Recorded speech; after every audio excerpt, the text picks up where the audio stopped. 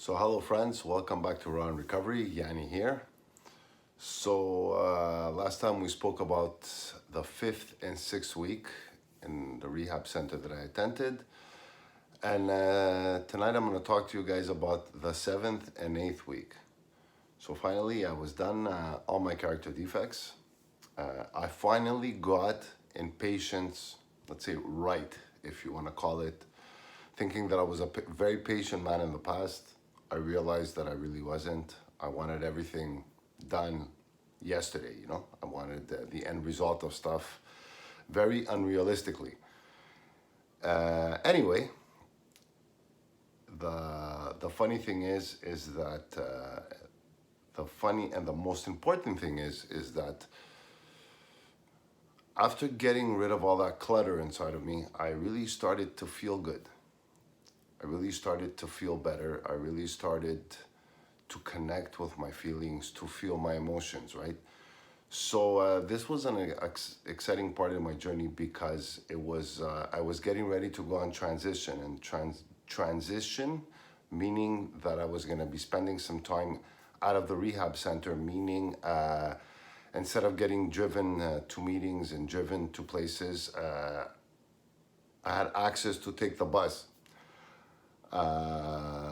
public transit. And at the beginning, I found it very weird. I'm laughing because I remember telling myself I have two cars, two automobiles, and I have to take the bus. It was a very big learning and humbling experience for me. So I was cool. I was excited. I couldn't wait. It's funny because the way it goes in groups, right? People come, people go, people are before me, people are behind me, right? So it's my turn now to be on transition. So when you're on transition in that place specifically that I went to, time starts to go faster. You're starting to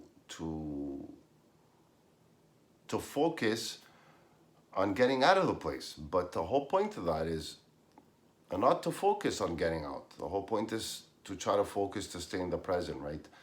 Because like I said before, and I say again, at the end of the day, those 3 months, I was in a confined environment, right? I was in a safety net.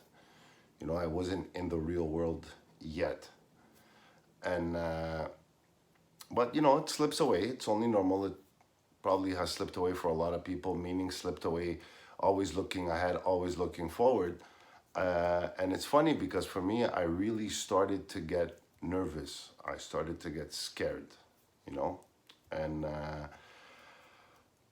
the last two exercises that I had to do was I had to write 5 secrets about myself, and confine them to a person, or to my counselor, not to a person, to my counselor, so we can be direct. And it was one of the scariest things I had to do in my life because it was 5 secrets I carried with me. I never told anybody, and I thought that I never needed to tell anybody. But it's funny how those 5 secrets, I ended up saying about 38, but those 5 secrets, it's funny how they carried so much weight in my emotional being.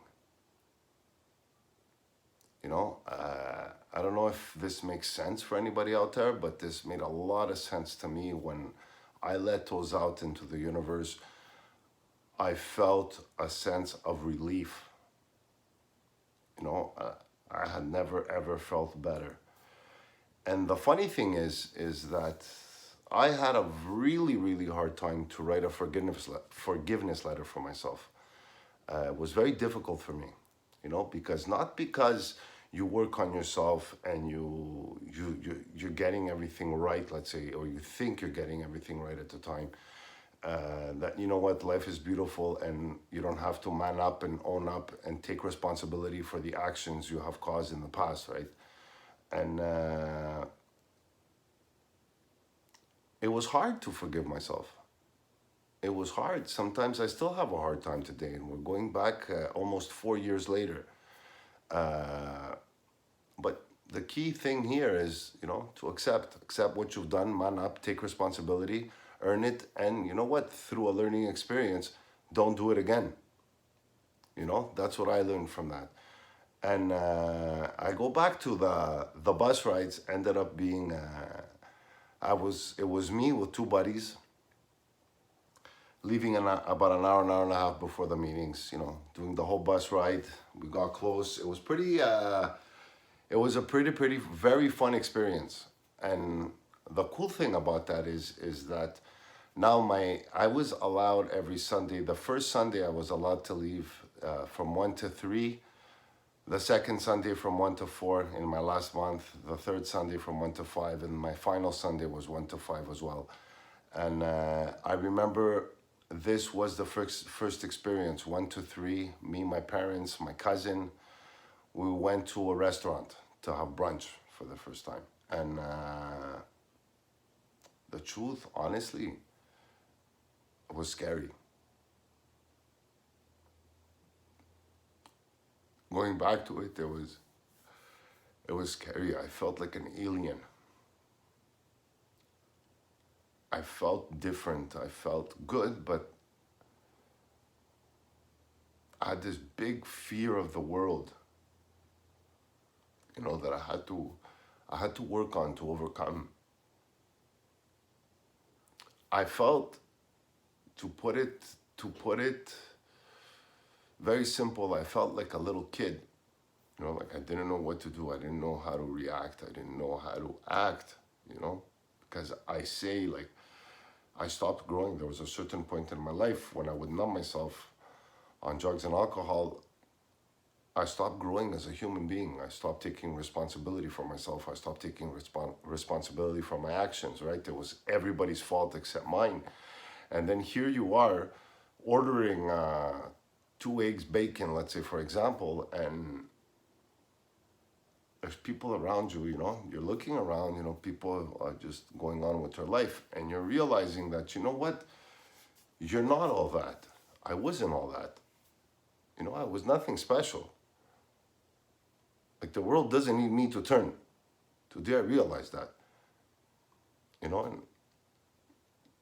here I was, thinking that, oh my God, I'm gonna miss on so much spending 90 days in a treatment center, right?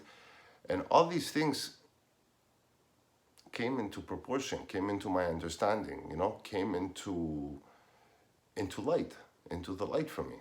That, it's life. Life, the world's gonna turn with or without you. The whole point of being is to try to be your best, or try to do your best and be your best in the world that turns. You're part of it. Today I'm part of the world. I'm not on top of the world. I'm part of the world. I try to be part of stuff, part of people's lives. I try to impact positive in the people around me, right? But it was, I go back to the time, it was a very, very, very scary moment. And also another thing I wanted to shout out to a friend of mine that got me some equipment that I found very, very, very inspiring, to motivate me to keep on doing videos, because I believe that I help a lot of people. I believe I could help a lot of people, and I'm here sharing my experience. You know what I mean? And it's fun because I'm staying. The reason I say it's fun for me is because I'm staying accountable to the world. Certain people, they prefer to be anonymous about it. I don't really care, for me, because I'm accountable to the world today. My sobriety is not about me anymore. My sobriety is about the world. So tomorrow, I have to wake up sober, right? For myself first, because without my sobriety, I don't have nothing. And for the people that depend on me, right? Because without my sobriety, I say that and I say it again, I wouldn't be here. I would be dead. It's very simple. Thank you very much for tuning in, and till next time.